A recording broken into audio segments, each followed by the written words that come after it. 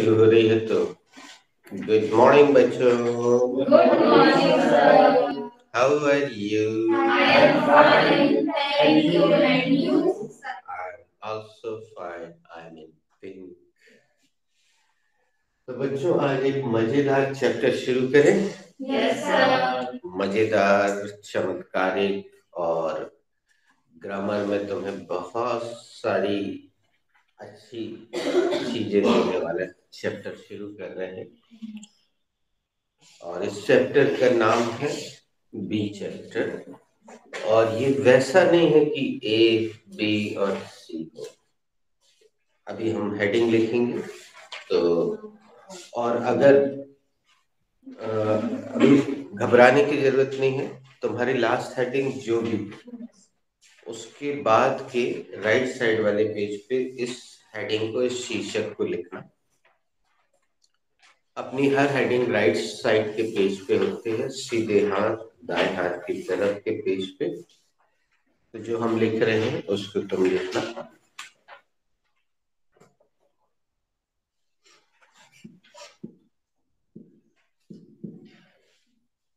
बच्चों, what is the Hindi meaning of bee? The Hindi meaning of bee is please write it down.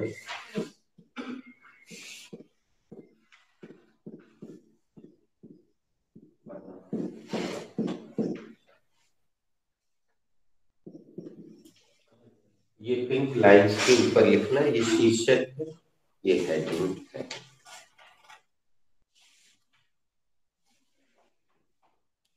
और इसके नीचे हम जो लिख रहे हैं उसको भी एज इट इज लिख देना।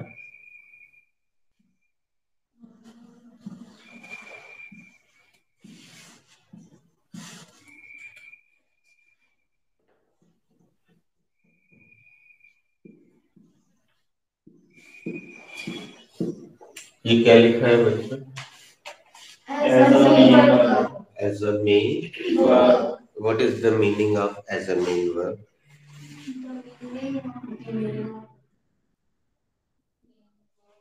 मूल्य वर्ग मेन का मतलब मुख्य क्रिया। Can you tell me the complete Hindi meaning of these four letters as a main verb? मुख्य क्रिया। Yes, काफी सही।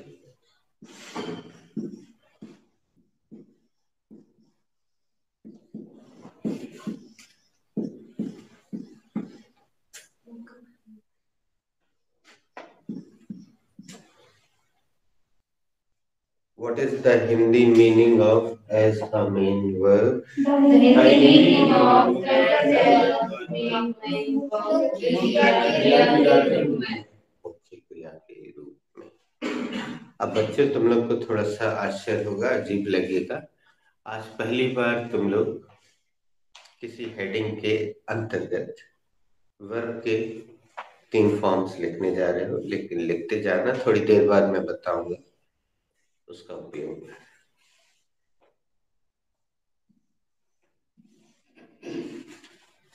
What is the second form of be?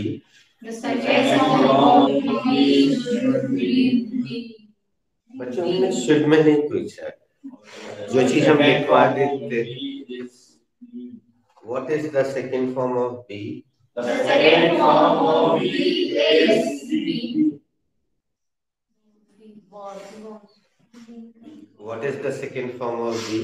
The second form of be is was. And what is the third form of be? The third form of be is seen.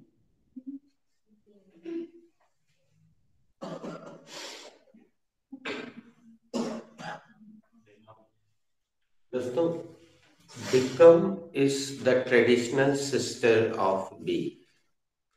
become जो है be की पारंपरिक बहन है। इसका प्रयोग पुराने लोग करते हैं, पुरानी इंग्लिश में पाया जाता है। आज की डेट में फैशनेबल इंग्लिश में इसका प्रयोग ना के बराबर होता है। What is the second form of become? The second form of become is becoming. कम का सेकेंड फॉर्म केम होता है, तो बिकम का second form became. And what is the third form of become? The third form of become is become. Thank you, very nice, absolutely right.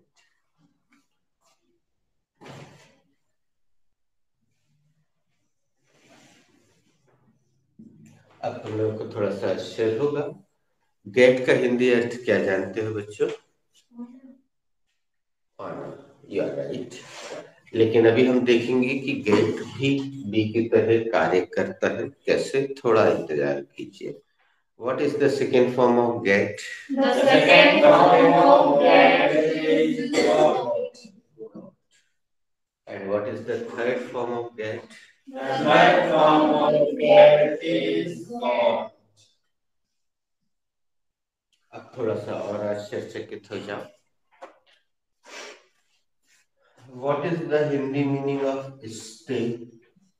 The meaning of stay is ठहरना. ठहरना. You are absolutely right, Priyanka. लेकिन ये verb भी यहाँ भी की तरह कार्य करती है. कैसे? थोड़ा सा इंतजार कीजिए.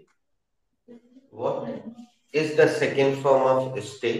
The second form of stay is stay. Thank you. What is the third form of stay? The third form of stay is stay. Thank you.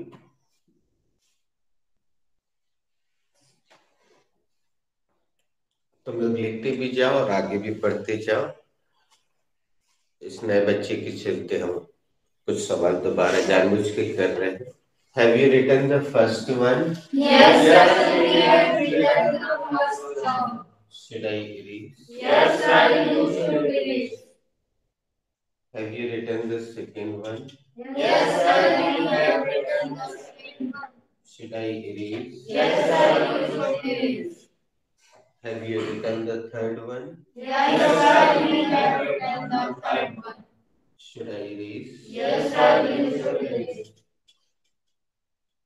जिसने ना लिखा हो संकोच में यस सर ना बोले, वो क्या बोल सकता है?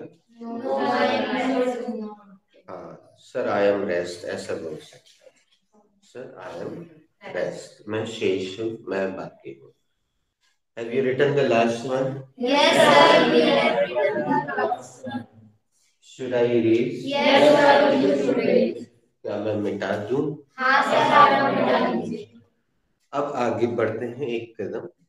आपका पूरा पार्टिसिपेशन चाहिए उसमें. हमारे जो सवाल है, should I ask in English? Yes, sir. You should ask.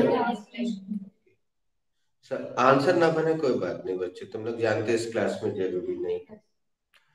What are the basic tenses? The basic tenses are past, future. Absolutely good, nice. अब हम इसी को हिंदी में पूछते हैं. मूलभूत काल कौन कौन से होते हैं?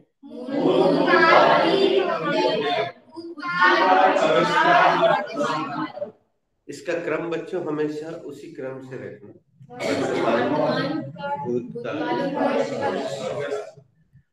अब हम लिखने जा रहे हैं और उस समय खाली ना रहे, इसलिए ये प्रश्न कर लेते हैं. 2 बार कर लेंगे, तुम जवाब देते जाना. What are the basic tenses? The basic tenses are present, past, future. What are the basic tenses? The basic tenses are present, past, future. मूलभूत काल कौन कौन से होते हैं? मूलभूत काल थैंक यू. अब दोस्तों थोड़ा सा कहानी सुनना है आपको. बी क्रिया का प्रयोग तुम लोगों ने 10th चैप्टर में किया. कुछ लोगों ने बहुत अच्छी मात्रा में किया, कुछ लोगों ने बिल्कुल नहीं किया। उतना प्रयोग तो तुम लोग सीख गए। अब हम उसके चमत्कारिक प्रयोग की ओर बढ़ रहे हैं। दोस्तों, इसको समझाने के लिए मैं इसको एक नाम दे देता हूं, ठीक है? एक प्यार का नाम दे देता हूं, मिस्टर बी। क्या नाम? Mister B. Mister B. एक सीरियल आता है, मूवी भी आई है, कौन सी? मिस्टर बीन करके। Mister B. वो कॉमेडी है, काफी हंसाते हैं मिस्टर बी, ज्यादा बोलते नहीं है, तो हमने इसको नाम दे दिया मिस्टर बी। अब हम जो भी लाइन बोल रहे हैं ध्यान से सुनना, फिर हम तुम्हारे मुख से उसको रिपीट करना है, और वो आज से लेकर पूरी इंग्लिश में तुम्हारे पूरी लाइफ में ही काम में आएगी। पहले मैं बोल देता हूँ, सुनिएगा। थोड़ी सी कहानी है। मिस्टर बी एक बहरूपिया की तरह होते हैं। किसकी तरह? बहरूपिया। बहरूपिया जानते हो बच्चे? किसको कहते हैं? जो कुछ बदल के आता है। या जो अपना रूप बदल बदल के आता है उसको कहते हैं बहरूपिया। इसीलिए उसका नाम है बहु रूपिया, और जल्दी में हम लोग बहरूपिया बोल देते हैं। या इसको हम एक एक्टर समझ सकते हैं,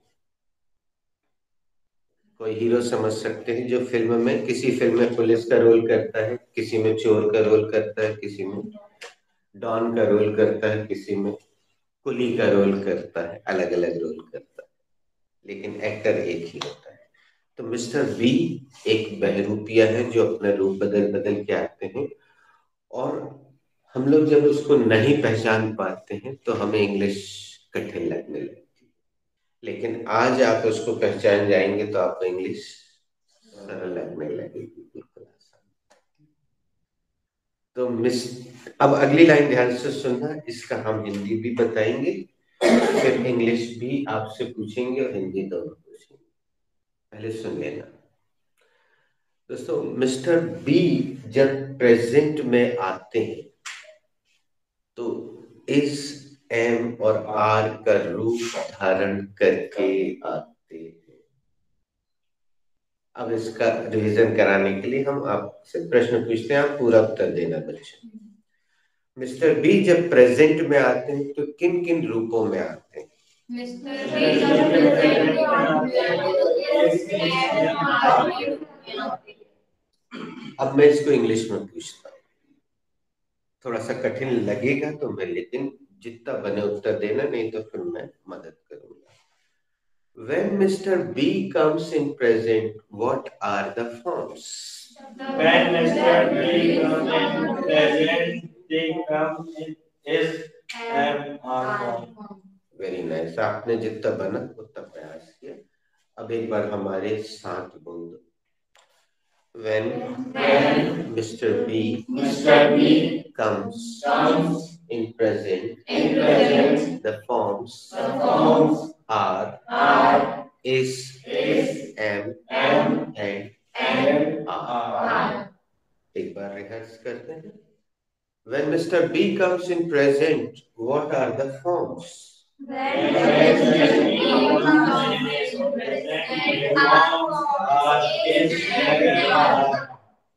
The forms are is, am, And are.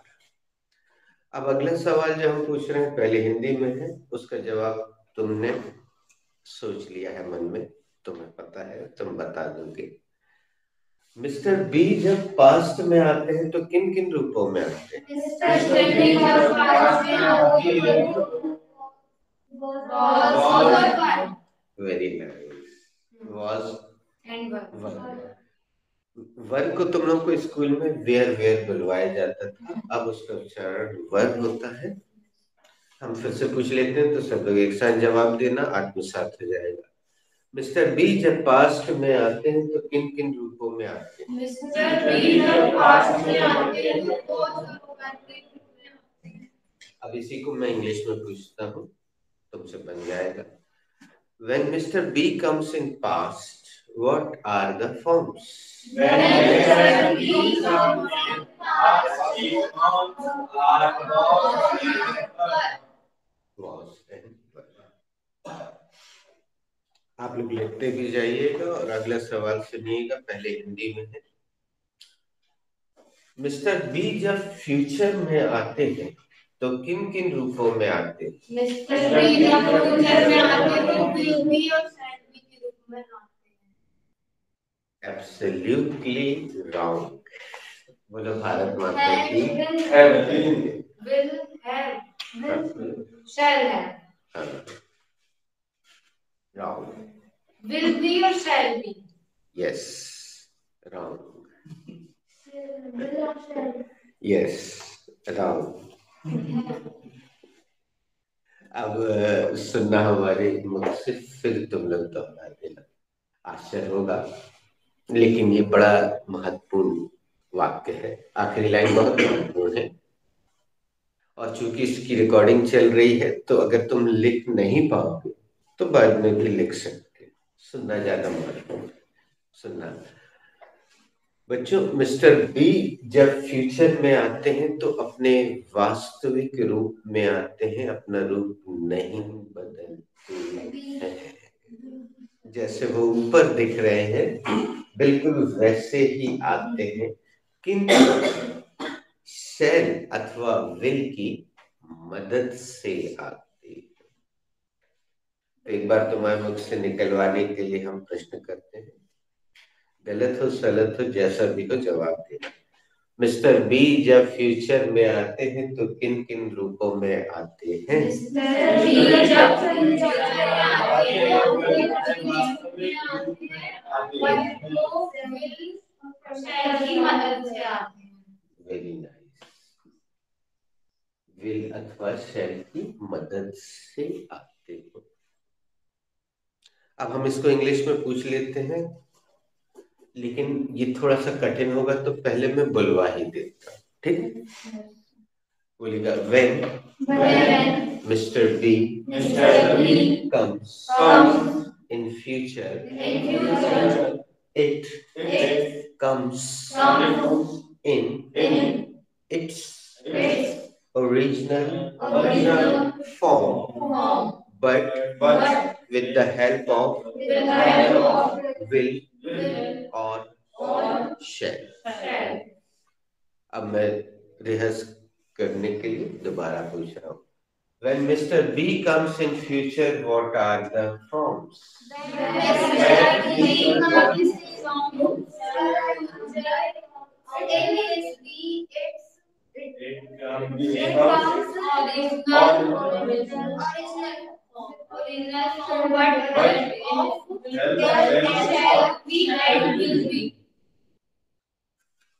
चलिए आगे बढ़ते हैं।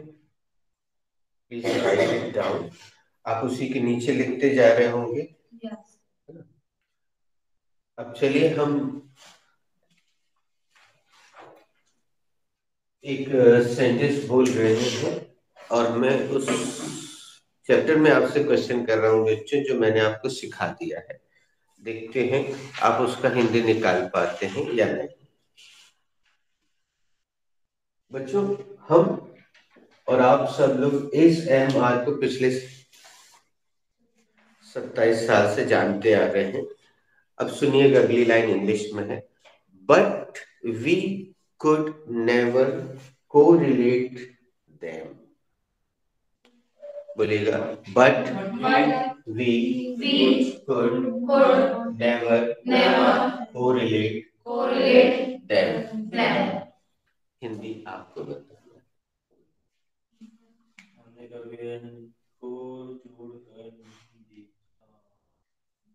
वेरी गुड, अच्छा प्रयास किया इन्होंने। गलत जवाब है लेकिन प्रयास अच्छा है। Put your hands together for. और कोई बोलना चाहेगा? नहीं तो फिर मैं बता दूं। एक बार हमारे साथ बोल तो दो। But we could never correlate them.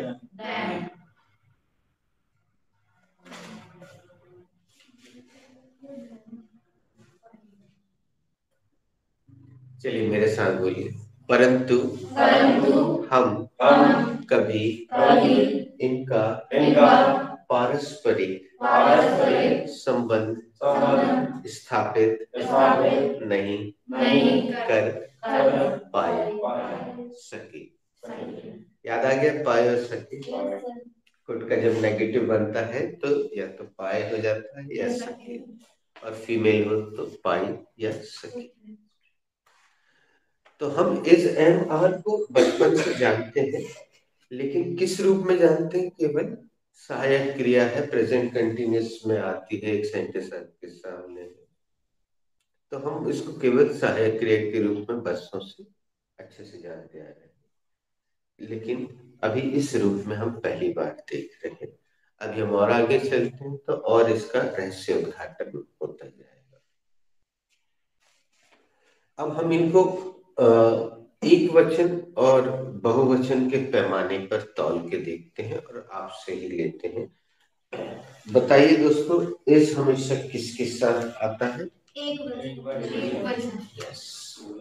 और आर हमेशा किसके साथ आता है? बहुवचन। और एम हमेशा किसके साथ आता है? और वास में से किसके साथ आता है? एक वचन। Very good. और वर हमेशा किसके साथ आता है?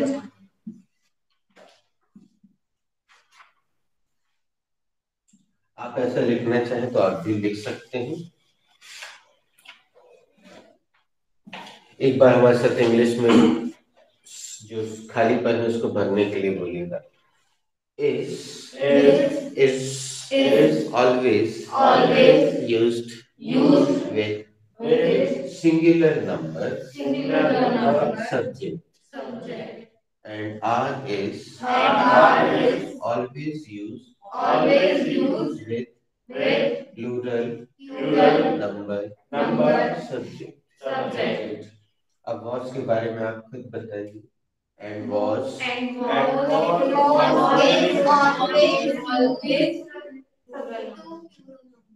and were के बारे में बताइए। And were always used with plural number.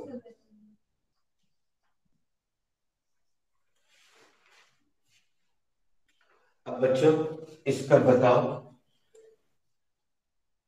और इसका बताओ, ये किस शैली का बताओ किसके साथ प्रयोग होगा? और विल भी दोनों के साथ। उसने शैल भी को बोल दिया और तुमने विल भी को बोल दिया।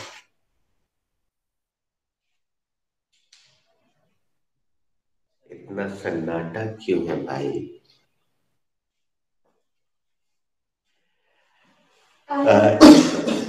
यस।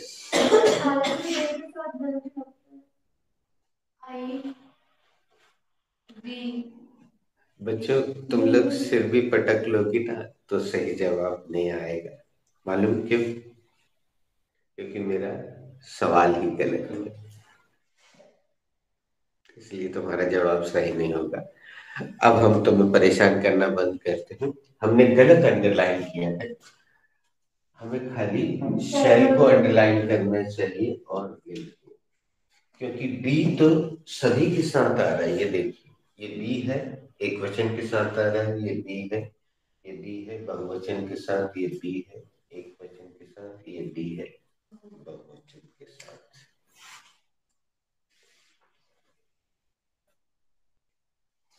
तो चलिए हम बात करते हैं। अब हम इसको इस तराजू पे नहीं तौल सकते, इसके नियम अलग है। तो में से किसी ने प्रयास किया, अच्छा किया।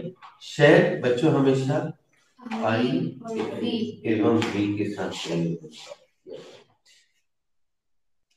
और विल जो है बताओ किसके साथ? आई भी दोनों के साथ।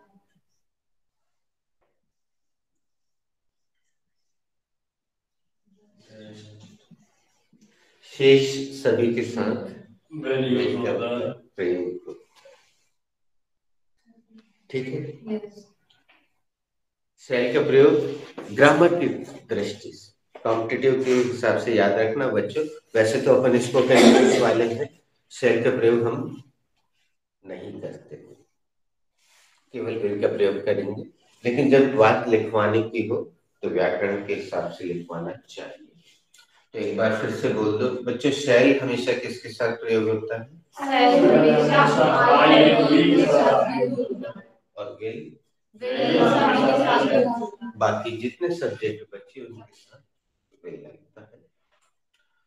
बेटा घबराना नहीं, ये सब रिकॉर्ड हो रहा है, तुम कभी भी दोबारा देख सकते हो।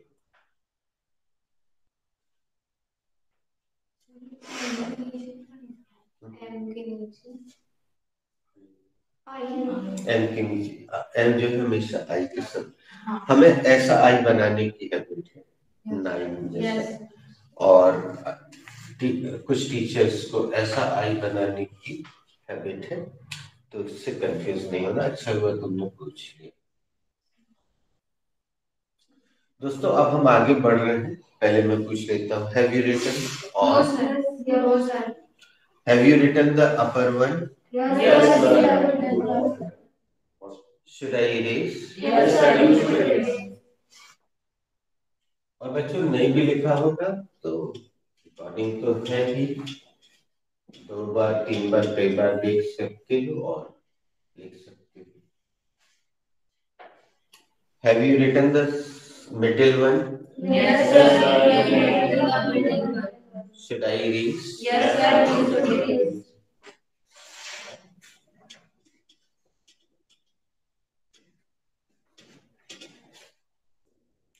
Have you written the lower one? Should I erase?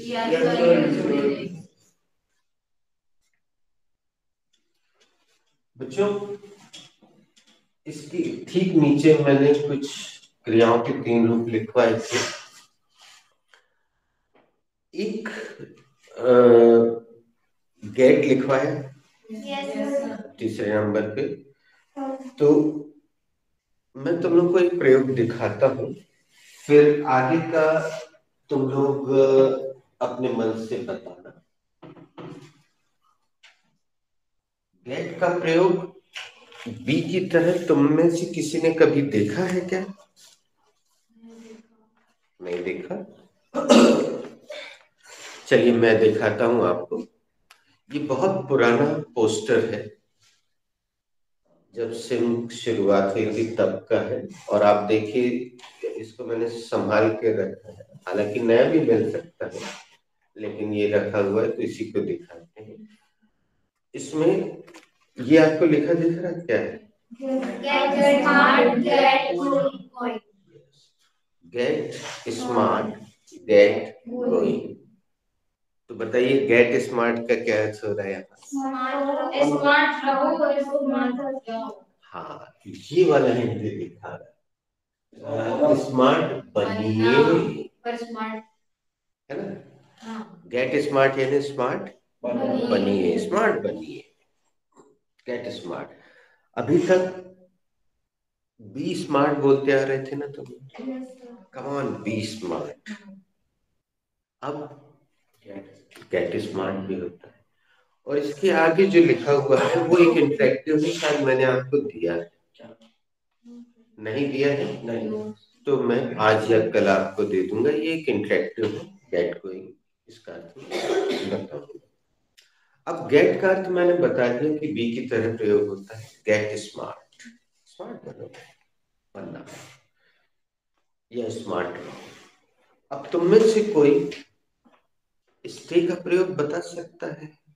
बनने या नीचे लिखा है तुम्हारे पास 4 नंबर। हाँ, यस, कम अगेन।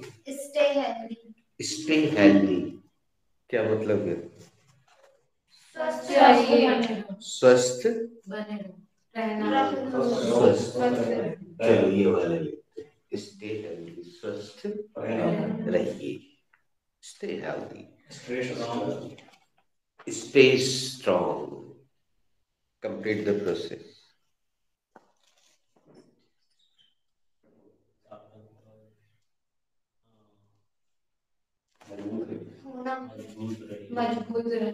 हाँ,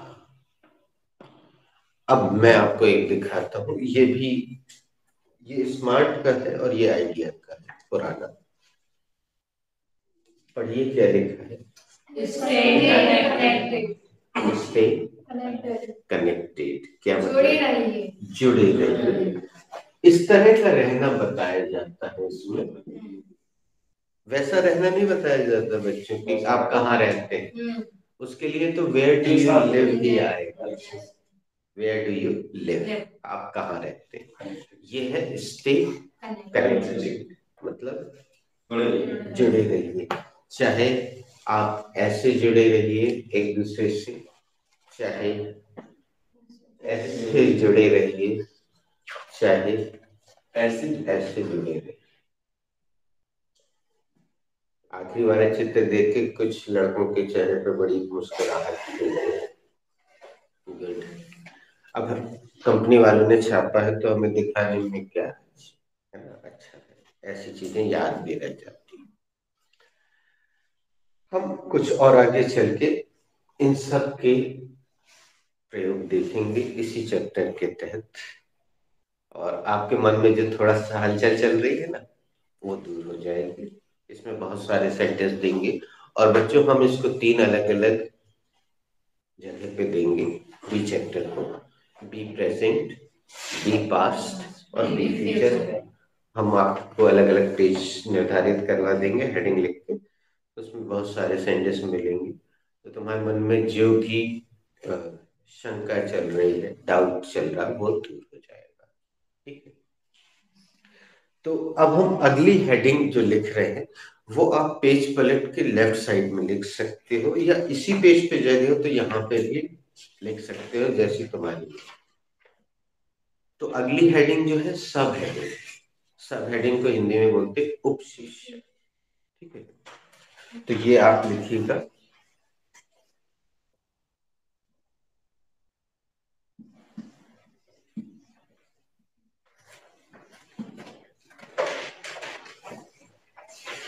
बी प्रेजेंट। आप उसी पेज पे लिख लीजिए या पलट के लिख लीजिए, जिसकी मर्जी हो वैसे। Be present. और जब तक बाकी लोग लिख रहे हैं तब तक मैं उनसे पूछ लेता हूं जो फ्री है। When B comes in present, what are the forms? When we comes in present, the forms are is and are. Thank you. जिन्होंने बहुत कॉन्फिडेंस से जवाब दिया उनका धन्यवाद, जो नहीं दे पाए उनका भी धन्यवाद। तो हम इसके नीचे ब्रैकेट में लिख देते, आप भी लिख दीजिए is and।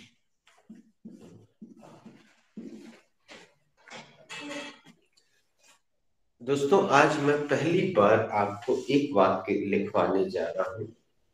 आप सबको पता होगा कि आज तक मैंने एक भी वाक्य आपको नहीं लिखवाया है, केवल शीर्षक हेडिंग बस लिखवाई।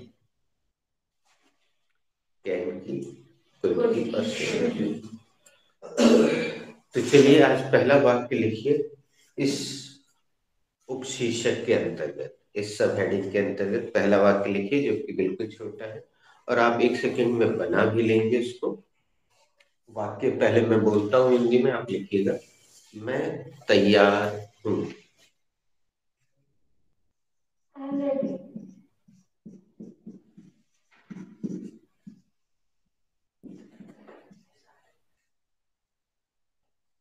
ये पहला वाक्य अभी तक का है, मैं तैयार हूँ। इसका इंग्लिश बोल दीजिए बच्चों। I am ready. अब अगेन। I am ready.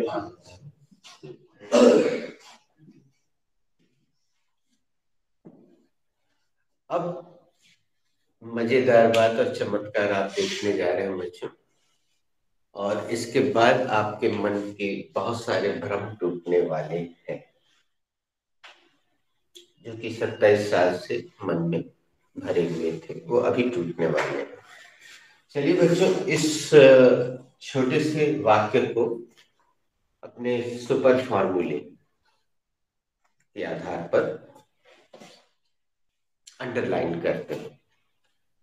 तो मैं इंग्लिश में ही पूछते जाऊंगा, आपको हल्की सी हैबिट है, आप बताते जाइएगा। बच्चों, what is the subject in this sentence? बच्चों, तुम लोगों ने ये बड़ा वाला मार्ग अपनाया है, हमें कोई आपत्ति नहीं है। हाँ, लेकिन वो छोटे वाले से प्रयोग करो। फिर से पूछते हैं, what is the subject in this sentence? इस वाक्य में कर्ता कौन है? Thank you, very nice. What is the helping verb in this sentence? यही तो इंडिया मात खा गया। बोलो भारत माता की जय। दोस्तों, अभी तक बाकी बहुत कुछ मिटा दिया हमने बोर्ड से, लेकिन ये नहीं मिटाया। मुख्य क्रिया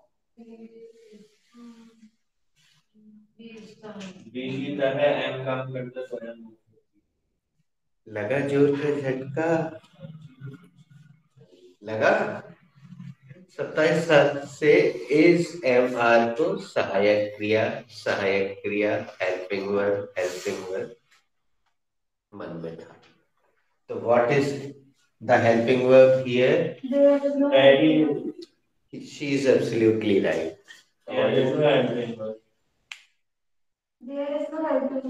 अब मैं सामूहिक रूप से पूछता हूँ, what is the helping verb here?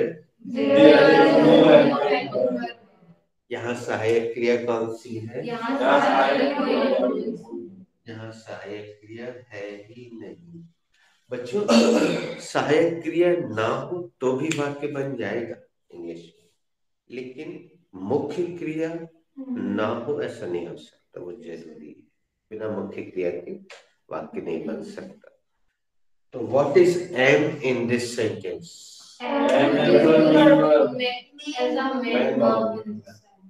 अब वैसा नहीं बोलना है बेटा, फिर से पूछते हैं, what is M in this sentence?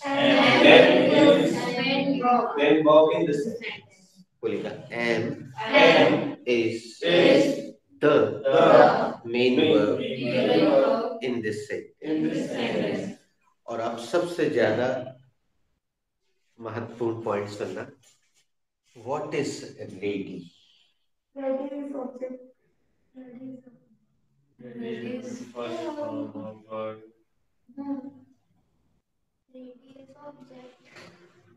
Very nice. तुम लोग ऑब्जेक्ट समझने लगे हो, जानने लगे हो, तुमने उत्तर दे दिया, ready is object. Very nice. अब सुनो बच्चों, बी चैप्टर जब जब चलेगा, जब जब बी चैप्टर का सेंटेंस बनेगा, तो तीसरा शब्द या तो एडजेक्टिव होगा या नाउन होगा। क्या होगा? एडजेक्टिव होगा या नाउन होगा। और बच्चों देख लो, जब जब बी का सेंटेंस बनेगा तो आप उसमें वो वाली मुख्य क्रिया नहीं रख पाएंगे जो आपके रजिस्टर के पिछले 20 पेजेस में लिखी हुई, अर्थात आना, जाना, खाना, पीना, हंसना, रोना, ये सब बी चैप्टर में इसकी कोई जगह नहीं है, ये आ ही नहीं सकती। और सबसे महत्वपूर्ण बात बच्चे, बहुत दिनों से तुम लोग के मन में चल रहा होगा कि सर आप वर्ड मीनिंग में तो ढेर सारी चीजें लिखवाते जा रहे हैं, इंटरेक्टिव इडियम में से निकलती हैं वो लिखवा देते हैं, बाहर एक बोर्ड लगा है उसमें से हम लोग लिखते रहते हैं, तो इनका हम प्रयोग कहाँ करेंगे? तो आज ये खुशखबरी है तुम्हारे लिए, अब समय आ गया है बच्चों कि जब आप एडजेक्टिव्स का सही प्रयोग सीखेंगे, नाउन्स का सही प्रयोग सीखेंगे, थोड़ा और आगे बढ़ेंगे तो एडवर्ब का, कंजंक्शंस का, प्रीपोजिशन का तो शुरू से ही सीख रहे हैं। अब आपका बैच एक बहुत महत्वपूर्ण मोड़ ले रहा है बच्चे। अब आप एडजेक्टिव्स का यानी विशेषण का सही प्रयोग करना सीखेंगे, नाउन यानी संज्ञा का सही प्रयोग करना अब सीखेंगे बी चैप्टर के दौरान। याद करो बच्चों, जब आपके बैच की शुरुआत होती है तो और अब मैं बताता हूं, अगर पहले मैंने चर्चा नहीं की, कि बैच की शुरुआत से मैं केवल आपको क्रिया का पहला रूप प्रयोग करना सिखाता हूं। कैन में भी आपने वर्ब का फर्स्ट फॉर्म प्रयोग करना सीखा, कुड में भी वही सीखा, शुड में भी वही सीखा। अब थोड़ा सा विराम और हम एडजेक्टिव्स या नाउन लगाना सीखेंगे। और अब आपके उस मन में अगर किसी के बहुत दिनों से ये सवाल चल रहा था, तो अब वो समय आ गया है कि वो जो वर्ड मीनिंग में इतना सारा लिखा हुआ है अब प्रयोग में आएगा, अब काम में आएगा। और आगे बढ़ते हैं, अभी अपने पास 15 मिनट करीब करीब और है। एक बहुत महत्वपूर्ण और मजेदार चीज तुम्हारे सामने आने वाली है। यहाँ पे कहीं पे भी वर्ब नहीं है, आना जाना खाना पीना मुख्य क्रिया है। लेकिन अगर हमें इसमें वर्ब रखना है बच्चे, अगर कोई वर्ब रखना है, वो सामान्य सी जो पीछे 20 पेजेस में लिखी है, तो हम उसको रख सकते हैं, ऐसा नहीं है कि रख ही नहीं सकते, लेकिन इस 3 क्रम के बाद रख सकते हैं। ठीक है, तो अगर मान लो यहाँ पे बच्चों हमें यहाँ कोई क्रिया रखना है, सबसे सरल क्रिया रख लेते हैं गो, तो क्या हम सीधे रख सकते हैं? कैसे रखेंगे? पासपोर्ट, क्या नाम है उसका? किसी भी स्थान पर जाने या आने के लिए हमेशा टू का प्रयोग होता है, तो हम यहाँ लगा देते हैं। तो तीसरे क्रम के बाद आप क्रिया रख सकते हैं। अब बच्चे बता दीजिए, इस अंग्रेजी वाक्य का हिंदी क्या है? ये देखिए, अच्छे से अनुवाद करने के लिए आपको बहुत बहुत बधाई। Come again, come again. Are you sure? Should I log? You are absolutely right. आपने बिल्कुल सही बोला। मैं अब देखो अनुवाद ऐसा होता, मैं जाने के लिए तैयार हूँ। अब और मजेदार बात देखो बच्चों, अगर ये सेंटेंस हमने पहले ना बनवाया होता आपसे और पहले ये सेंटेंस दे देते, तो यहाँ पे के लिए देखते समय आप मचल जाते, मर जाते, मिट जाते, लेकिन क्या लगा देते? फॉर लगा देते, क्योंकि के लिए हम पिछले 27 साल से रखते आ रहे हैं, फॉर होता है।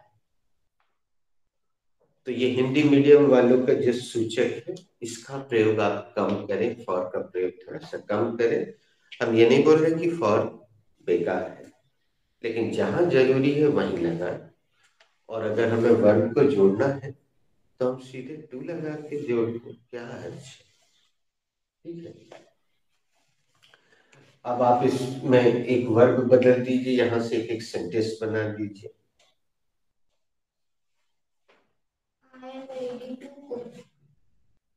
मैं खाना बनाने के लिए तैयार हूँ।